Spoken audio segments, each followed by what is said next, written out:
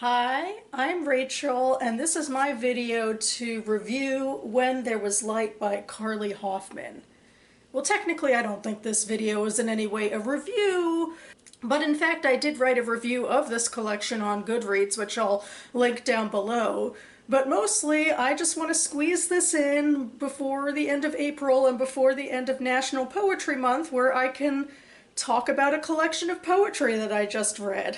I thought I'd go ahead and maybe read some verses of poetry and talk about what I took out of them.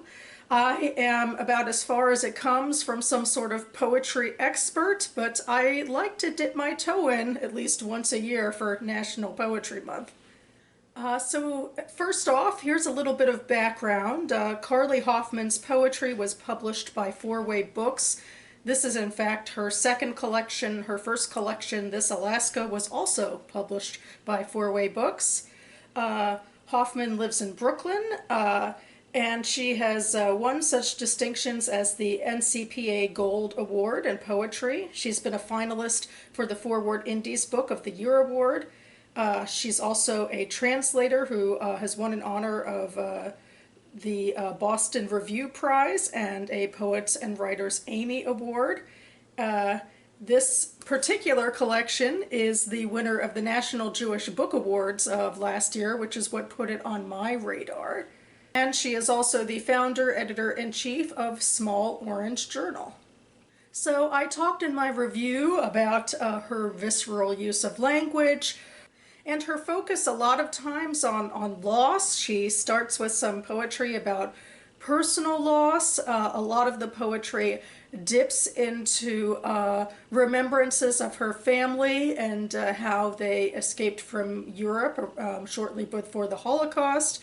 Her family lived on a farm, and there's a sense of loss with that, especially as some of her ancestors grow older and lose that connection. And she also gives reference to other artists and poets as inspirations for her work, particularly Paul Celan. And one of her poems, Elegy for Selma Meerbaum Eisinger, is a testament to Celan's cousin, who was also a poet and who died in a labor camp during the Holocaust. I'll also mention that another significant motif in here has to do with horses, which some reviewers have likened to how these poems trundle around and have a lot of different realities within them. Some other themes or motifs that I saw, like again, was the theme of loss, and sometimes that was linked to imagery of snow, which I first noticed, I believe, in the poem A Decade After Looking at My Father's Photo Album of Walter Reed National Military Medical Center. Another thing I should say is several of these poems have long, very specific titles, and then like the poem underneath kind of balloons out. But anyway, some of the most visceral imagery of anti-Semitism and loss is in here with, I point to Russia on the map, I point to Poland and Germany. It was another time, my people, another time. The synagogues burned decades of new snow. And then the snow imagery is back in Yahrzeit in December. Yahrzeit is a Jewish custom of mourning and commemorating your loved ones who are deceased every year. And in this poem she writes, December is the month of remembering the dead, because today is the anniversary of her brother's heart eaten by the snow. So again, with the snow imagery linked to death. Moving on to some other religious imagery that's not so dark, but it still has to do with not fitting in somehow. One poem that particularly stood out to me is called Regardless, a bat mitzvahed woman cannot make minyan. And granted, the thing that interests me most about this title is the possible use of wordplay, because minion here sounds like it could be like a dark sort of devilish figure, but within the context of this line it sounds like what it's supposed to say is minyan, which I usually see spelled M-I-N-Y-A-N, which is a quorum of 10 in religious Judaism of Jewish adults who have to be present for a public prayer service to take place. This is just part of, some of the halakha, the laws of Jewish law.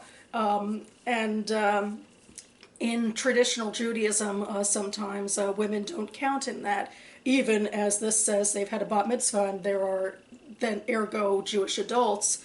But anyway, the poem goes on like this.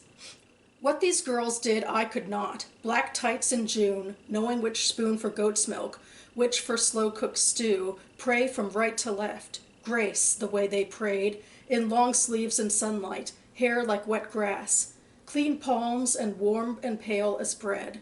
I know now what I meant to ask. Can I touch your hand? Though what I did was bite. There must be a word for the lack of words and for the things we have felt all our lives, but couldn't name. A name for the hymn that moves our blood, old and dire like the rain.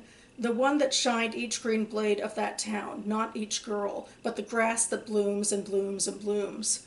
So yeah, what I take from the imagery in the beginning is this is supposed to be women in a traditional setup. Some women in Haredi ultra-Orthodox communities wear all black and cover all of their bodies in all black, I should say. So the black tights in June is something that seems indicative of a Haredi lifestyle. And then there's some things in here again about halacha and about Jewish law, like about kosher eating is having two sets of dishes for meat and dairy. So you'd have a specific spoon for goat's milk, or and then which for the stew, which would be which would be two different spoons.